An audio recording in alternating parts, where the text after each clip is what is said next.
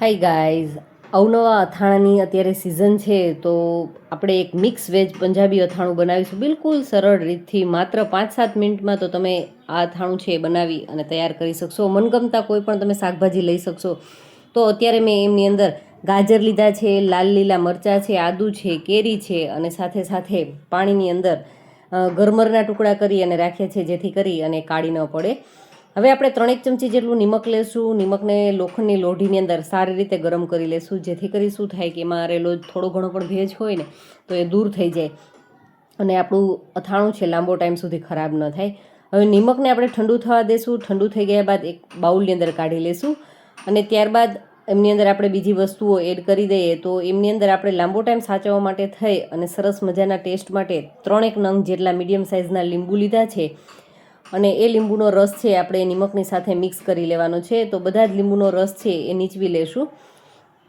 જો તમે આમને બિલકુલ જ સારી રીતે સાચવવા માંગતા હોય તો તમે એમને સાઇટ્રિક એસિડ છે એ પણ ઉપયોગમાં લઈ શકો છો. એટલે કે જે લીંબુના ફૂલ હોય, આ અથાણાની અંદર તમે અડધી ચમચી જેટલા લીંબુના ફૂલ એડ કરી દેશો તો લાંબો ટાઈમ સુધી એ આપણું અથાણું છે એવું ને એવું રહેશે.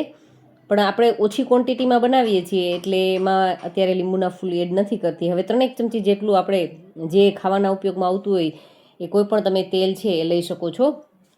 અને હવે 3 ચમચી જેટલો આ રેડી મસાલો આવે છે પંજાબી અથાણા માટેનો, એ ખાટા મસાલો જે કહેવાય છે ખાટા અથાણા માટેનો મસાલો, એ મેં અત્યારે લીધો છે.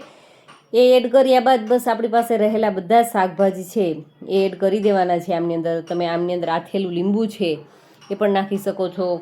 કેળા નાખવા હોય તો તમે ચોક્કસથી એ પણ લઈ શકો છો, એમનો ટેસ્ટ પણ ખૂબ જ સારો આવે છે. લસણ નાખવું હોય તો પણ જરૂરથી તમે લસણ પણ નાખી શકો છો.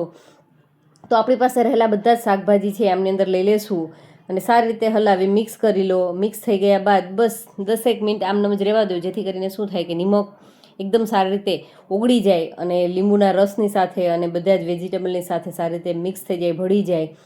એટલે આપણું અથાણું એકદમ રેડી છે. એરટાઇટ બરણીની અંદર ભરી લો અને લાંબો ટાઈમ સુધી એકદમ સારા એવા ને એવા ટેસ્ટની સાથે આખું વર્ષ તમે સાચવવો હશે ને તો પણ તમે આસાનીથી સાચવી શકશો.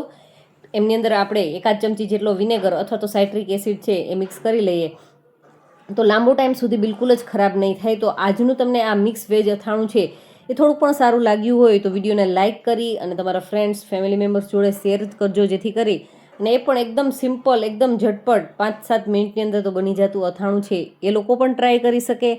અને વિડીયો ગમ્યો હોય તો વિડીયોને લાઇક કરી અને ચેનલને હજુ સુધી સબસ્ક્રાઇબ કરવાની બાકી હોય તો ચેનલને ચોક્કસથી સબસ્ક્રાઇબ કરી લેજો, કારણ કે સબસ્ક્રાઇબ કરવું બિલકુલ જ ફ્રી છે, એનો કોઈ ચાર્જિસ નથી. અને ખાસ કે નીચે આવતા બેલ આઇકનમાં ઓલ નોટિફિકેશનમાં પ્રેસ કરી દેજો જેથી કરી અને મારા ડેઇલી વિડીયો જે અપલોડ થાય છે એમની નોટિફિકેશન સૌથી પહેલાં તમારા સુધી પહોંચતી રહે અને તમે મારા વિડીયો છે એ ડેઇલી વોચ કરી શકો. હવે આપણું અથાણું છે એ સર્વ કરવા માટે એકદમ રેડી થઈ ગયું છે. તો આપણે બસ એમને બરણીની અંદર ભરી લઈએ અને આખું વર્ષ એન્જોય કરીએ. Thank you for watching this videos.